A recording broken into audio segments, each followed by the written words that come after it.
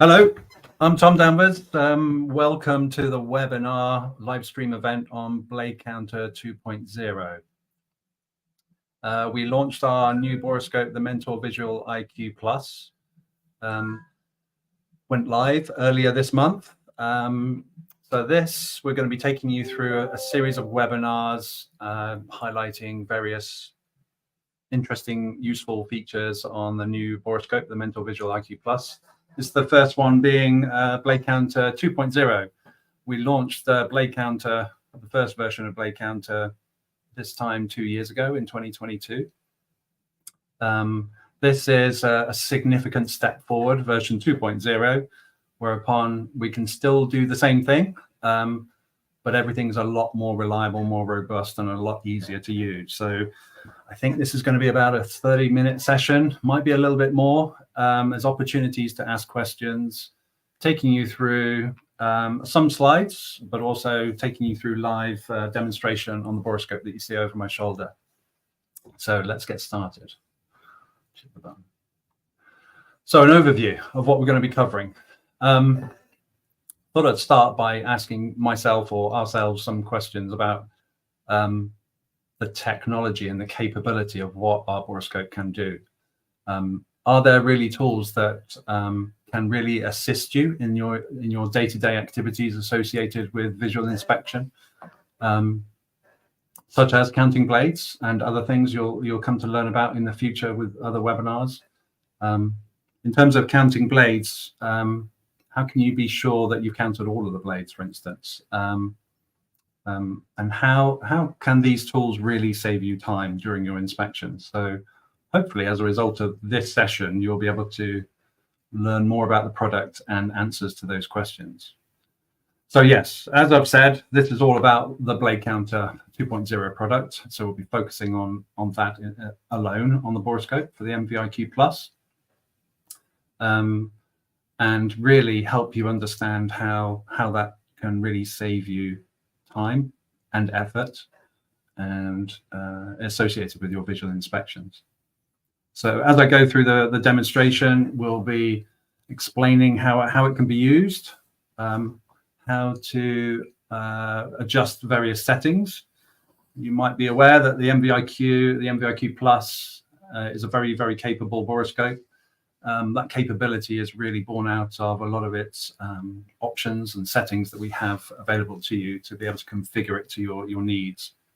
So there are options associated with operating the Blade Counter.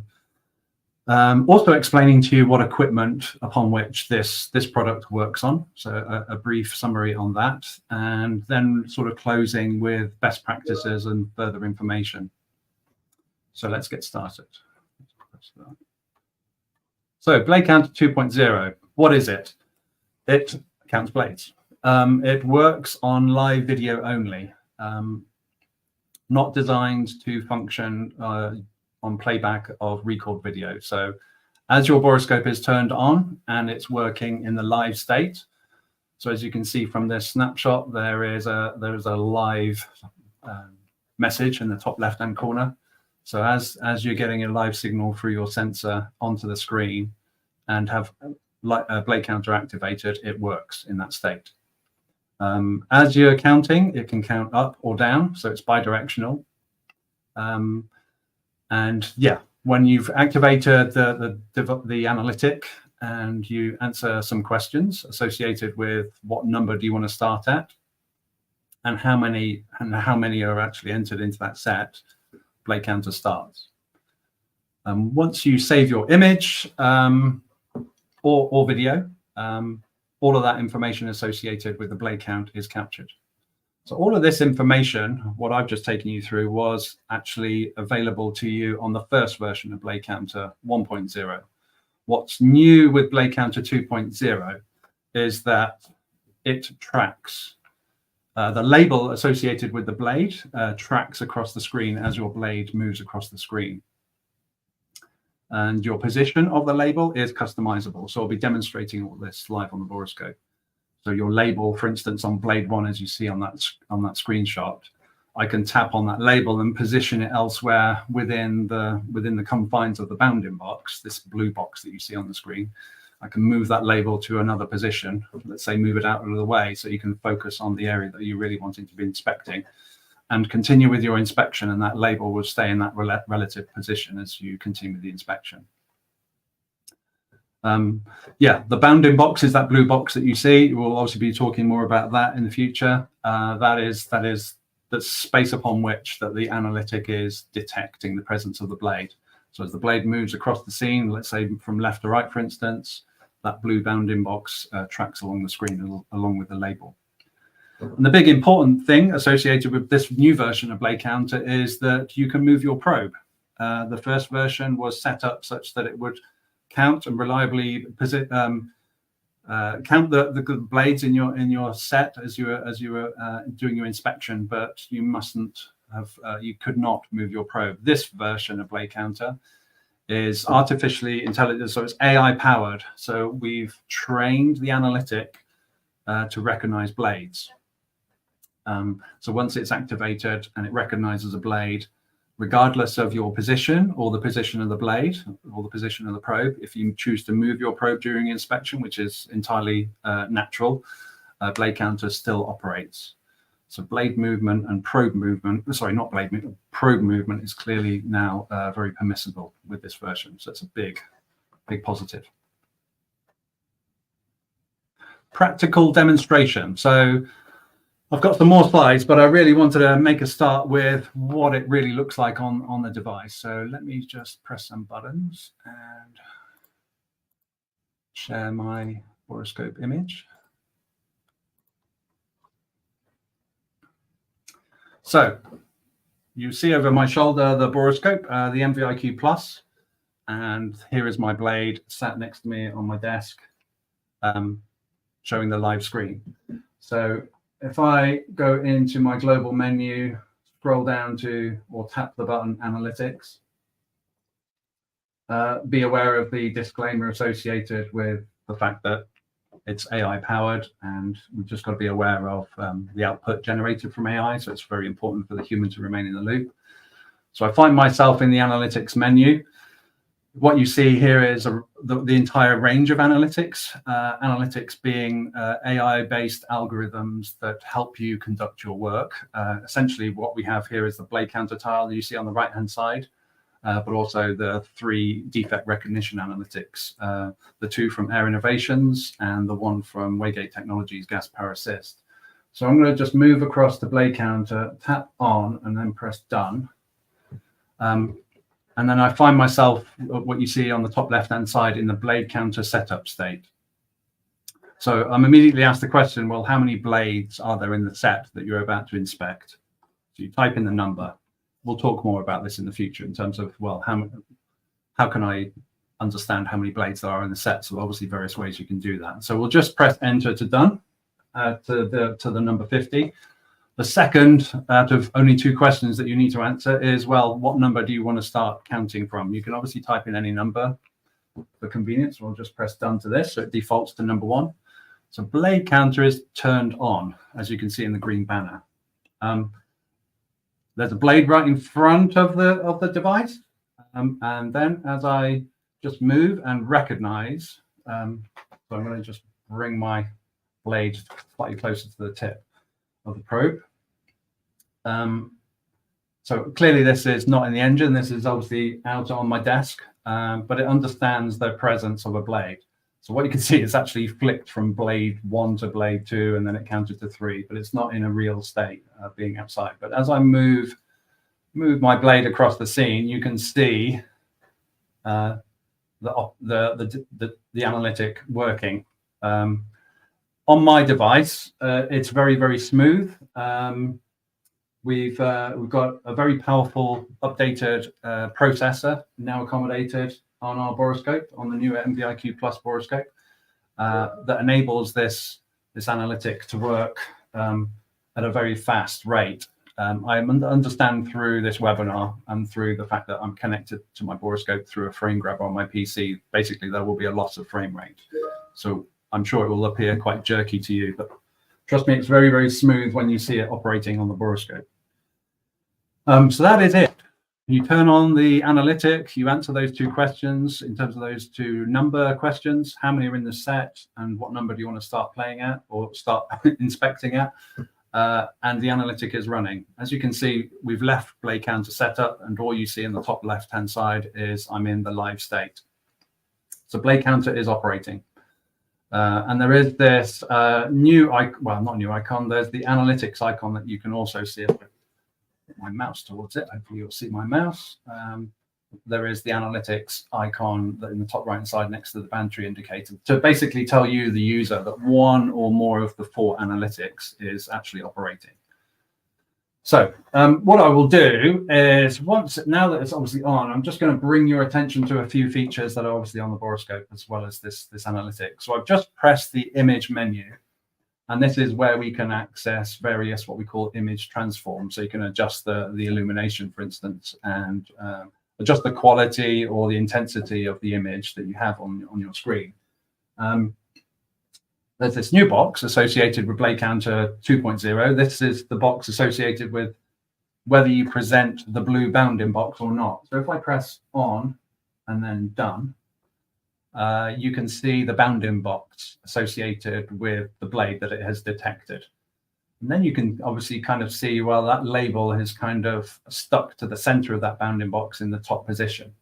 But if I just press that label and just dropped it down here, for instance, and press done, as I move the blade in the scene, you can see that label has now changed in position and tracks across the screen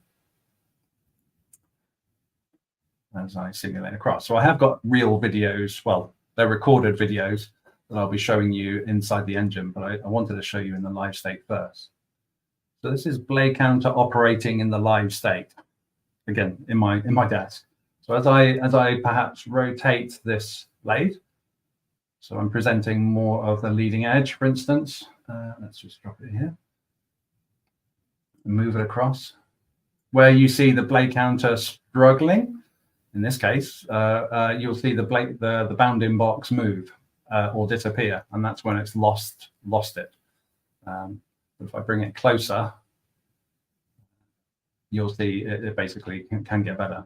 Again, this is obviously in a false environment in my desk. What I'll do now is just rotate the probe in relation to the blade. And you can see the bounding box remains vertical and horizontal, so it remains square or rectangular. Let me just get it back. So this is just a feature that I'll pick up on a couple of the videos, or at least one of the videos that I'll be showing you in terms of your presentation of the probe to the blade. We want really that probe and blade relationship to be as upright, or as, position it this way, or in a horizontal state as possible. Okay, let's bring it back. Try and get my fingers out of the view.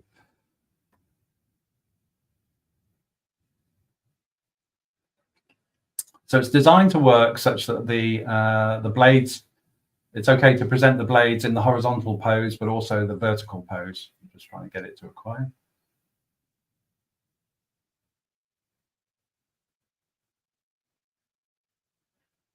There we go. Just needed to be a bit closer in this state.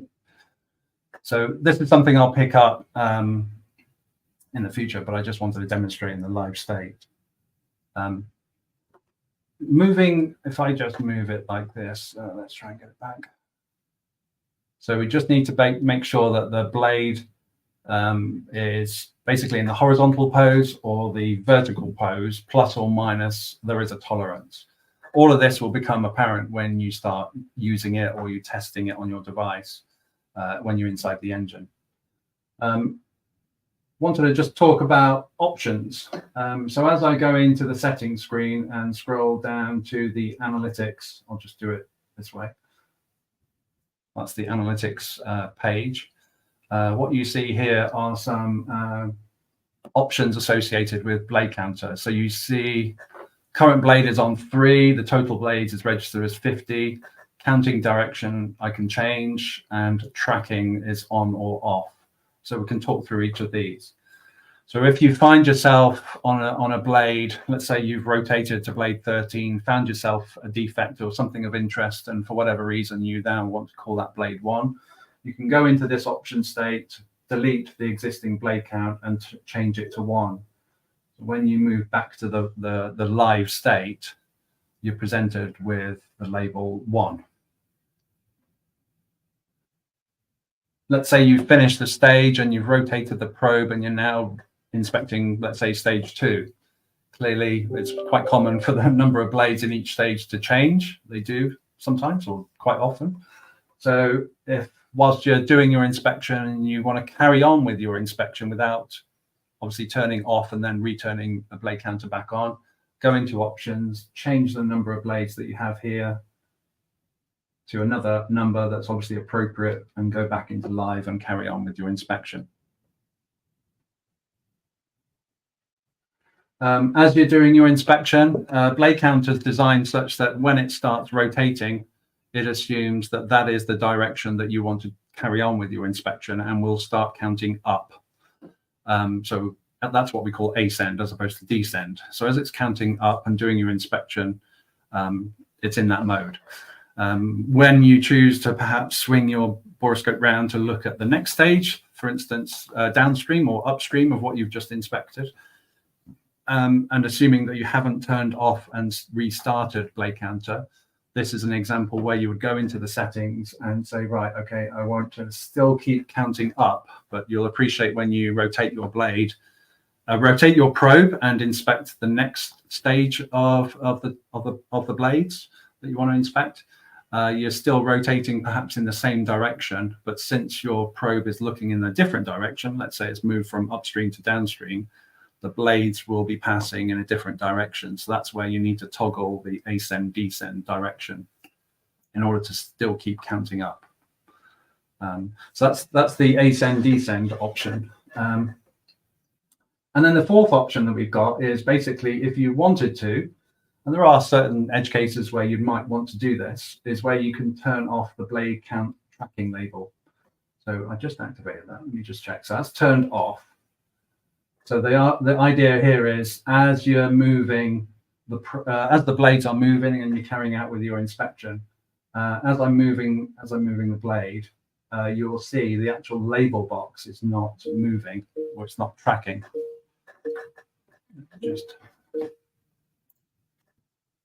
So that's where that's the blade counter label. You can have it on and tracking, but in this case, you can have it turned off. So let me just turn it back on again. And then as I move the blade across the scene, you'll see the label moving in accordance with that bounding box. So it's just those 4 simple settings that we have within the settings screen through the analytics page.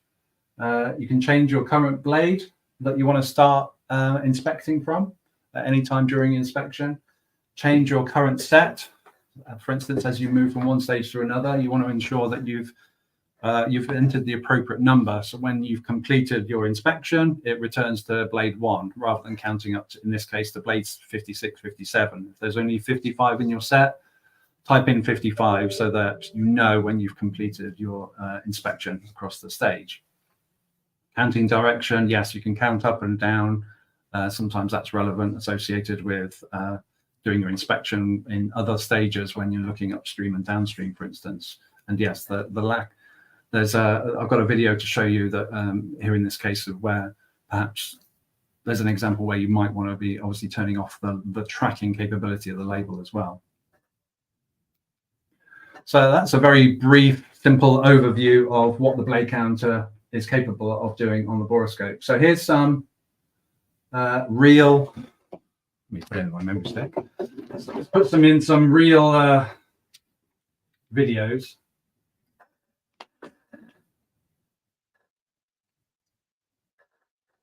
Showing you in action. So this is me. I'm capturing all these videos in various engines that I've inspected recently. The blade counter's obviously activated. I've turned on the bounding box. And you can see, importantly, whilst I'm rotating the compressor stage here, the probe is being inserted and extracted. I call it tromboning the blade, tromboning the probe, where I'm going in and out whilst simultaneously rotating the stage. So as I'm going up and down, looking at the tip, and then up towards the root, I'm able to do that inspection.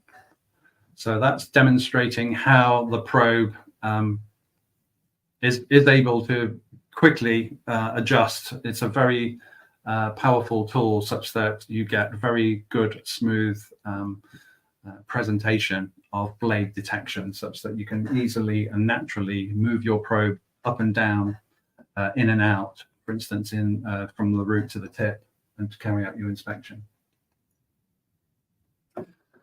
So this is what I was trying to demonstrate earlier on the desk. Was here we go. I've rotated the probe such that I'm presenting the blades horizontally, and performing an inspection. Again, for convenience reasons, I've turned on. Let me just press play again. It's quite a short one.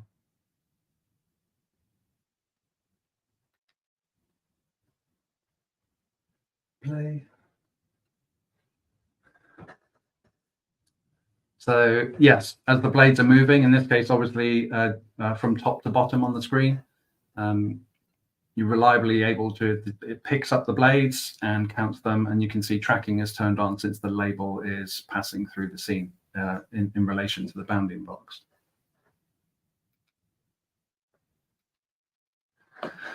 Here's an example where the analytic is already turned on, blade counter is on. You can see the little label blade 1 is on the top of the screen. It's already on without it being inserted into the engine. So here I've dropped it into the HP turbine port, and you're looking at obviously the leading edge of a turbine blade, in this case the root section. So I position the probe. Now I'm ready to do the inspection. I go into settings and I'm changing the current blade. It's kind of recognized various aerofoils and it thinks those were blades, and so it counted. In this case, I don't want it to start at 69. I want it to start at blade 1. So I've gone into settings, changed that, back to live, and you can start your inspection. So don't think you have to have the analytics turned on when you're necessarily in the engine ready to do the inspection. You could have it on already. So important point here as well, the blade counter is not just designed for the compressor stages. It works equally well in the turbine stages also.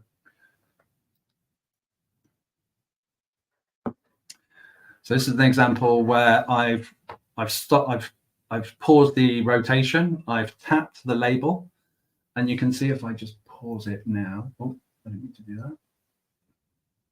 We'll just keep it going. I've tapped the label and dragged it towards the root of the blade, which is on the top of the screen here, and continued the rotation, continued the inspection. So this is demonstrating how I can customize the location. Press play again. Customize the location or the position of the text label, the count label, in any position within the confines of the bounding box. I can't move that label outside the bounding box, but in this case, I've decided to drag it up to the root of the blade in this position and carry on with my inspection.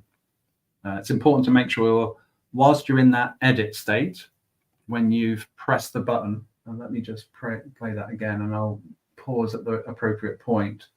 When you've tapped onto the label, let's press pause now.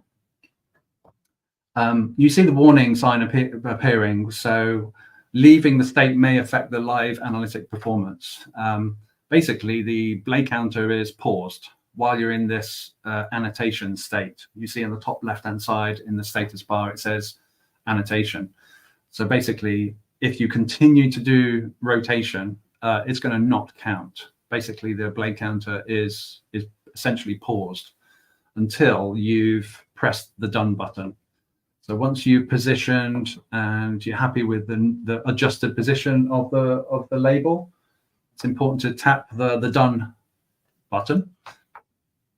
And then the analytic is resumed and now operating, and off you can go with your inspection, knowing that blade counter is operating.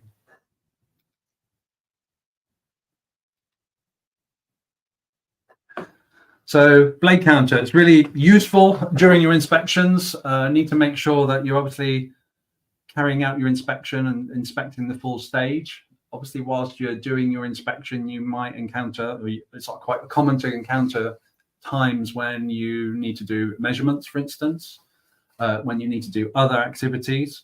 Here's just a short clip showing me performing basically a measurement activity. I'm just detecting the blade tip clearance of these blades coming into the scene. Again, I've got the bounding box turned on. I don't need the bounding box turned on, but I've chosen to have it on. In this case, I've tapped 3D PM capture, and I'm doing automated blade tip clearance inspections with the blade counter turned on. Really useful so that when you're collecting data, in this case, the data from the tip clearance, you also have a record of the blade count saved on those images, as well as obviously on the recalled video. So blade counter works in conjunctions with lots of other features that can be in operation on the borescope. So trailing edge of a HP turbine blade. Here you can see it's picking up the blades and counting those turbine blades. Yes, it's kind of skewed off to the left-hand side, but you can see that blade count label is tracking across the screen or across as the analytic is picking up those blades. And it's kind of impacting on the title that you can see for HB rotor blade trailing edge. So here's an example where I encountered an instance where I wanted to turn off the tracking. So essentially the same position, but I've repositioned the box and turned off the tracking that you saw me do earlier in the settings screen. So it's now picking out the blades, as you can see with the bounding box, and I position the label off to the right-hand side such that when I choose to stop, pause and save an image, I've got the blade count in a position that doesn't get impacted by the other text that you might have on your screen. So that's an example where tracking, although very, very useful to have, but in some instances such as this, by turning it off, especially when you've got your probe in a nice static position such as this, turning it off is an advantage. And this video, so I wanted to pick out, so as I was trying to demonstrate live on the desk here in my office, when you've got the blade set up either in the horizontal or vertical position, plus or minus essentially 20 degrees, there is a good degree of tolerance that it'll accept. But here's an example where I'm actually doing an inspection and intentionally position the probe at an angle. And you can see by the sheer size of the bounding box that you see on the blade counter that it's struggling to pick up each individual blade because it doesn't have the capability yet to basically adjust the bounding box to suit the angle of the blade presented to the borescope. So here's an instance where blade counter is not counting correctly because it's struggling to pick up the blade because of the angle. So this is an example where you really need to turn on the bounding box, and then you'll appreciate actually, yes, the bounding box really isn't presenting correctly to the blade because the angle isn't quite right. So the way to correct this is clearly sort of adjust your probe such that you're either in that horizontal pose or the vertical pose.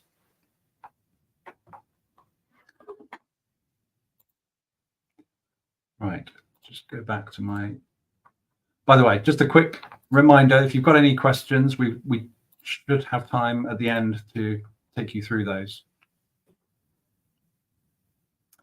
So that was my kind of brief demonstration of blade counter on the device. For the Mentor Visual IQ, blade counter is included on these three models, or three models that we have. We have three models for the MVIQ Plus. We have Start, Enhance, and Pro. Blade counter is only operational on the MVIQ Plus device that is new and just been launched a month or so ago. And you can see in the Enhance and the Pro model, it's included as part of the package. It's not included on the lower tier, the Start model. And yes, it's included for 1 year for the Enhanced model or 2 years for the Pro model. After that time, it is possible to buy it in perpetuity or for an additional 1-year license. If you have the start model, it can be included, provided that part number has been purchased in addition to the start model. So kind of beginning to summarize what it is that we've taken you through, best practices and further information on blade counter. So it's important to present the probe correctly being ideally in a vertical or horizontal pose, plus or minus a small tolerance of about 15 to 20 degrees. Be aware of the blue bounding box. So that's just tapping on the image button and toggling that on and off. The default is to have it turned off because it is a very reliable, useful tool, and we don't want you to get really distracted by blue boxes appearing on the screen. So the default is that it's off. So if you want to turn it on, you have to go in and press those buttons to make that happen. Rotational speed. So yeah, to rotate any of the gas turbine engines, certainly within the aerospace sector, there's two essentially ways of doing it, either manually or with an electronic turning tool. A lot of the examples you saw me take you through was when I had an electronic turning tool attached. Clearly, it doesn't really matter the method of rotation because the analytic control detects the blades regardless of the method of rotation. Why I'm talking about best practice is to make sure that you're in a controlled environment and it's not spinning too fast. We'll talk about speed shortly. So yeah, I'm talking about methods of turning tools. So there's electronic turning tools, there's ETT, and there's manual turning tools, as you know, from sort of using either your hands turning the fan or the low pressure stages, or with a ratchet or tool to drive the HP, for instance, or the IP stages. Controlling speed of rotation is clearly an important factor when you're doing any visual inspection on a gas turbine. A good way of helping to do that is to have your colleague, if you're doing manual rotation, is to connect your borescope using IWC or Inspection Works Connect. So that's where you can duplicate your screen onto an iPhone or onto an Android smart device. And so the person that's standing around the front of the engine, for instance, carrying out the rotational sort of element of the inspection, can also see the screen, so that he sees or she sees what exactly you see from a borescope point of view. And so the speed and the stopping and the starting when you're obviously finding defects, for instance, is all controlled. So using IWC is a really good way of doing that. I'll talk more about MDI shortly. We'll go back to the borescope and show that actually. Using MDI is a really useful way of actually determining how many blades you've got in your set. So I'll take you through that shortly. And what you see on the right-hand side, and hence the little arrow against user guide, hopefully if you've seen my previous webinars, I talk about lots of further information that we as a business publish. So we publish detailed user guides for each of the analytics, blade counter included. So on our website, we have those are available to you completely free. Whether you're using blade counter or have access to blade counter or not, you can learn more about that information. So factors affecting the performance. So yes, if you're spinning too fast, the analytic will struggle to pick up and reliably track and count the blades. When I say too fast, when I've been operating it at maximum speeds for electronic turning tools, which can be sort of 2 revolutions per minute, which is kind of too fast to do your inspections, it has been known to actually work perfectly well. But basically, it will struggle beyond a certain limit. But above 2 RPM, it will struggle. So it is reliable at speeds when you're able to do an actual visual inspection and determine the edges and the surfaces of the blades that you're inspecting. So yeah, but if it's too fast, it will struggle to operate reliably.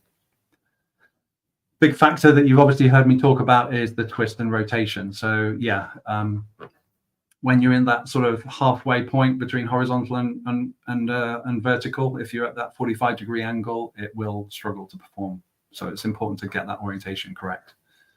If you're too far away, or sometimes if you're too close, the analytic might struggle also to pick up the blade. So yeah, using the bounding box is a really useful way of just making sure that when you're ready to do your inspection, you've turned on blade counter, for instance, toggle that on if you need to, just to make sure that, yeah, as you're doing the first few blades, it's fine, and then you can switch it off and forget about that bounding box. So make use of that bounding box to make sure your position in the probe is useful, such that your analytic is working. Illumination settings. If the image is too dark and the composition is such that it doesn't distinguish the visual appearance of the blade, then blade counter will not work. So the worst case situation is you turn off or you turn the brightness down to almost zero, the analytic will struggle to pick up that blade, and so will stop working. But it has been tested on a large range of intensities. So the kind of intensities that you need to do your inspections, it works very, very well. Yes, when damaged blades, like heavily damaged blades, like when portions of blades are actually missing, like gross material, as I say here, it's designed to pick up blades, and it's insensitive to sort of common defects, but large tears or missing materials, that you'd often see when there's in-flight shutdowns, for instance, when you're ingesting debris, then it will struggle to pick up. It's not been trained on a lot of excessively damaged components. So it is trained on normal looking blades that do contain nominal defects, but not gross defects. So it's important to remember this is an AI generated tool. So yes, we have the ability to basically improve the performance, just like we can with our defect recognition analytics. The more data that we feed it and train it, the more robust it will become. But we're at a stage now where we're really happy with the product. Hopefully you will be soon when you get to test it and experience it. But yeah, if there are aerofoils missing or large parts of it missing, it will struggle to work. Stereo tips. As you're doing your inspections, sometimes some users will use stereo tips. It's not normal to use stereo tips while you're doing a visual inspection. You really just switch to a stereo tip when you've found a defect and you're ready to do a measurement for it. If you haven't already got a 3D face measurement tip, if you only got stereo tips, it will work, but it will struggle. It's not as well trained on those instances when you've got stereo tips fitted. Before I take you to the next slide, I'm going to just go back to my borescope because I really did want to talk to you about MDI. So let me take you back to my borescope image.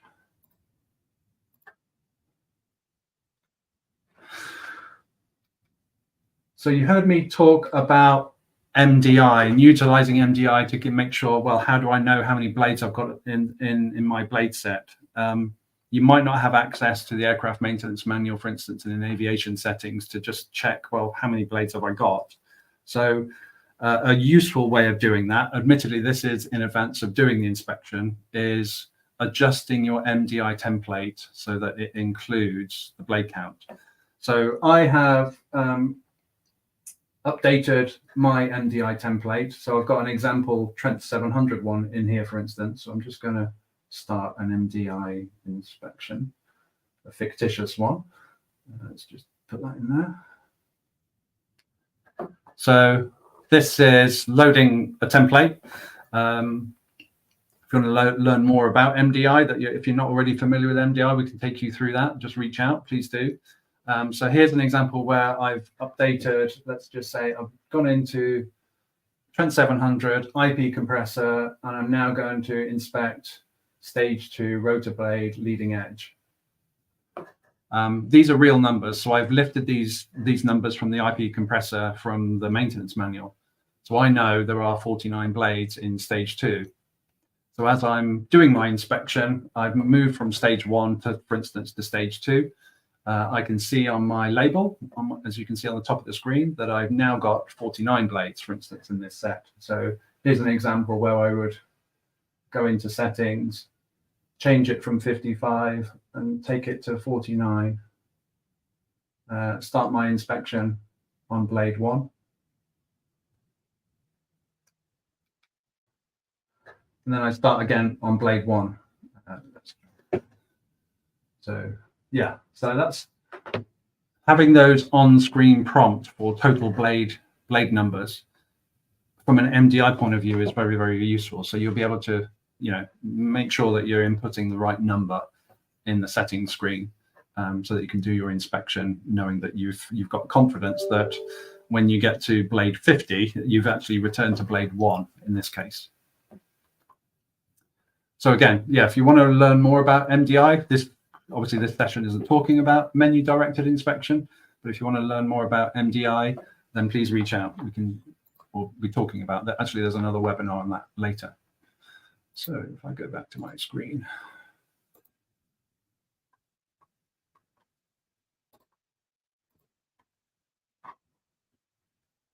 Oops. That screen.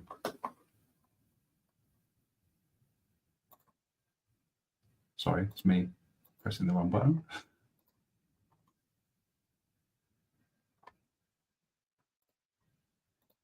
That screen. Right. Yeah, taking you through all that. So hopefully that was all very useful. Please put your questions in. We've got some time to put those in.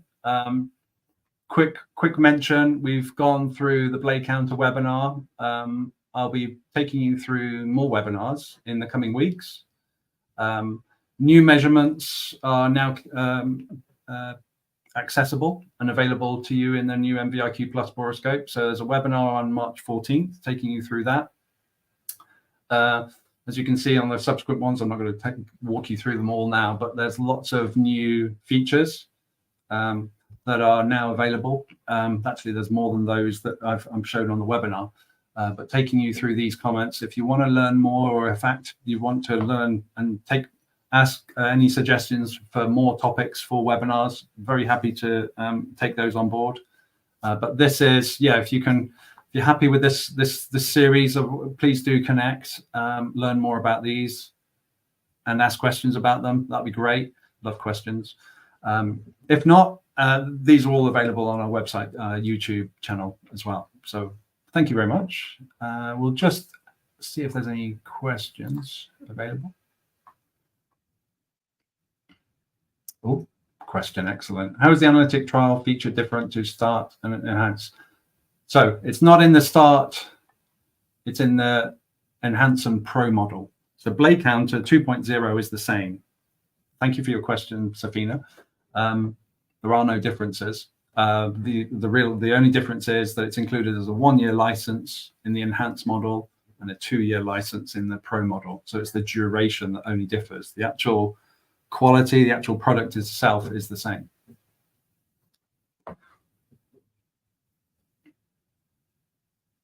Thank you, Mr. Rooney. Any other questions? I love questions. This is the point. I really enjoy these parts. If there are any more questions, if not, we'll leave it another 10 or so seconds or so. Thank you for connecting. Hopefully you found it very useful. You'll see me again in 2 weeks' time talking about measurement.